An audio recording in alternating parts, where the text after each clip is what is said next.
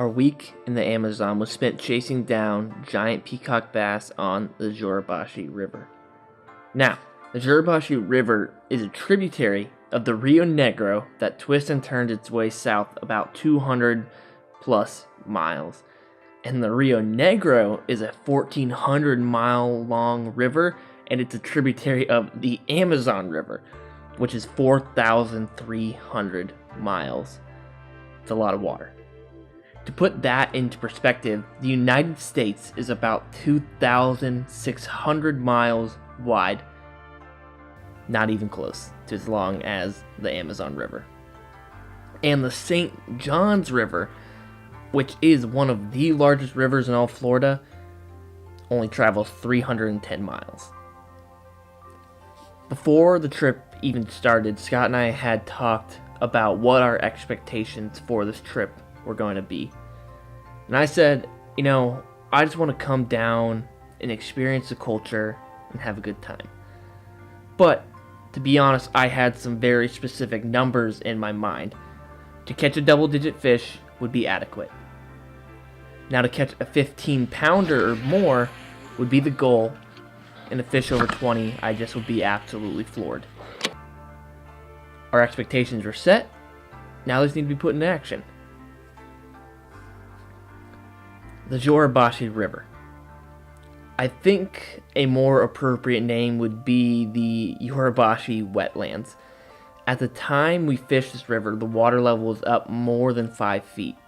Where there once was a defined sandbank that you may have seen a caiman laying out on, or maybe a villager's jungle camp composed of a wooden lean-to and an improvised grill, was just water.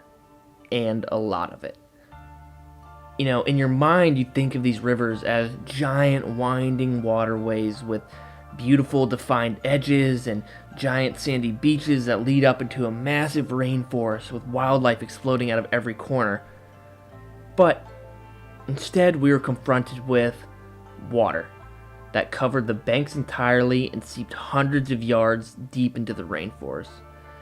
The river, I imagined beforehand, now resembled something much more closer to a marsh than a river.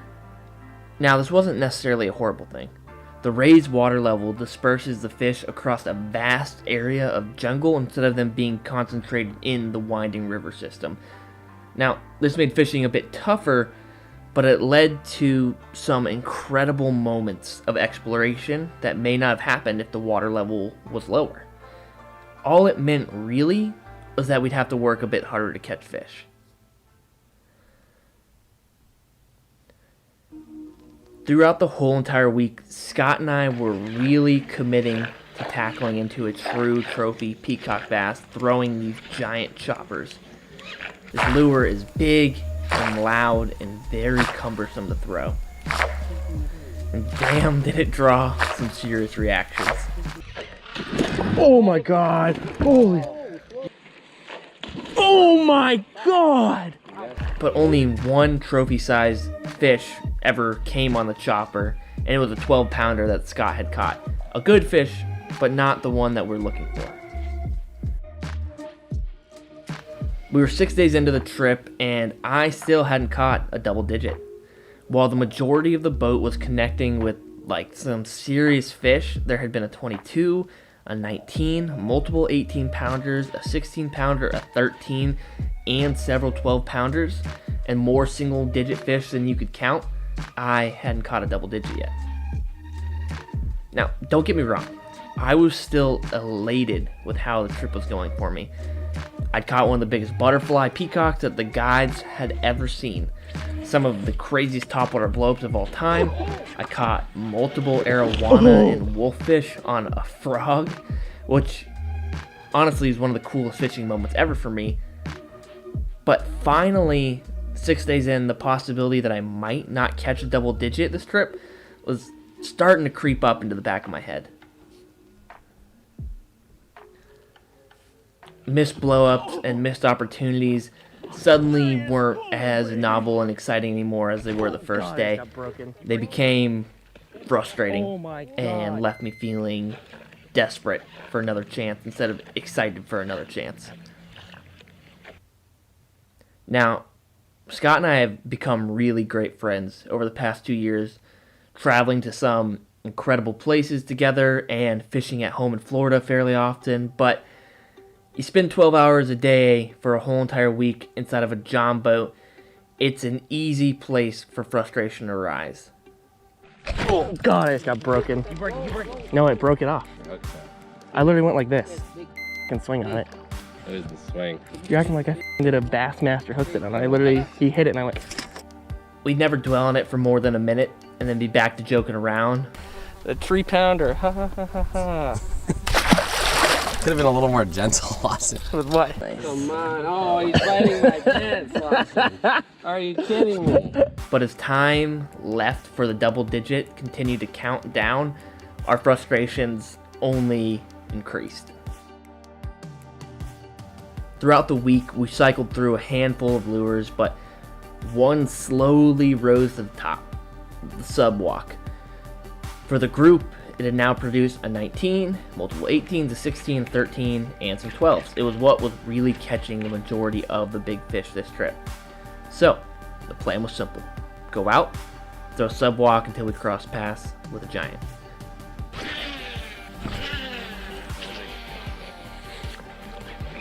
We casted subwalks all morning, with the occasional hookup of a butterfly, some small speckled peas, the occasional bacuda. Then I saw it. All week, you would hear the guide just say, "Bubbles," and point to the middle of the lake. You'd search and search looking for big boils on the surface, but it was never there. But if you really looked, you'd see the slightest disturbance on the water's surface. It was extremely reminiscent to when you see a tiny school of white baits just bubbling on the surface, but it wasn't any type of bait that we're looking at. It was fry peacock bass, and underneath them, a guaranteed pair of giants protecting their young. Big. Oh my God, just get it. It's 11 in the morning. The sun is really starting to beat down on us. The wind is dead. The water is glass. Now, not always the most enjoyable fishing conditions, but perfect conditions for big peacock bass. We're cruising down the middle of the lake. It's an offshoot of the Orobashi. And to my left, the surface is just slightly bubbling. I put a cast right behind the fry and pull it through. All of a sudden, an enormous headwake rises from behind my lure. Never a splash or any tremendous blow up. My lure was just gone. I go to twitch again and I met with a solid wall. My lure had been engulfed into the mouth of a giant fish. Now, I really wish the story continued with me fighting this enormous fish for 20 minutes and it was touch and go, but through all the odds we landed him, but that's not what happened.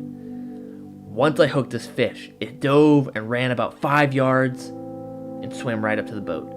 We all thought, maybe we really overestimated the size of this fish. And then all of a sudden it dives underneath the boat another few yards. And I crank down, and start pulling the fish right back up to the surface. This enormous head crests the surface of the water, and we all look at the fish in disbelief, thinking, this fish is easily over 20 pounds. But why isn't he fighting? Louie, our guide, pinched the boga grips around the fish's mouth, lifted him out of the water, and it all became very clear. You know, the fish at some point in its life really was an absolute giant. On the boga grip, he weighed 15 pounds, and we measured him, and he was only 1.5 inches shorter than the current world record is, but nearly half the weight. It was an old fish. To be honest, that was halfway dead, protecting what will probably be the last school of fry he'll get to sire in his lifetime. Now, part of me wishes that I would have gotten to catch a big healthy fish in his prime that fought for 10 minutes and just would never give up, and every moment of the fight teetering back and forth for who's in control, like the stories that all my companions on the boat were sharing with me throughout the whole entire week. But instead of a young brute, I caught an old, beaten down warrior who gave his all to his young, to the river, and to me. The rest of the day, Scott and I were just in total elation. We'd accomplished the goal of 15-pounder. The expectation that we'd set before we even started the trip had been met. A fish 15 pounds or more. We spent the rest of the day just goofing off, purposely snagging each other's line, throwing stupid lures, and just celebrating the week and cracking a few beers. We'd caught the 15-pounder. But this wasn't our last chance for a giant fish, because we still had one more session left this trip the following morning. Hey, hopefully you guys enjoyed the video. I know it's a bit different than what I normally do, but my goal with these Amazon videos was that I wanted to make every single video a different editing style. So the first one was like really long, lots of B-roll. The second one was just hard-hitting action. The third one was doing kind of a unique challenge, and this one more of a video essay, something that I've actually never done before. But if you guys enjoyed it, make sure to drop a like, leave some feedback on what you guys thought, and if you're new to the channel, make sure you subscribe. We got one more video coming from the Amazon series, and it's back home to good old saltwater Florida content. I appreciate you guys very much. Until the next video, peace.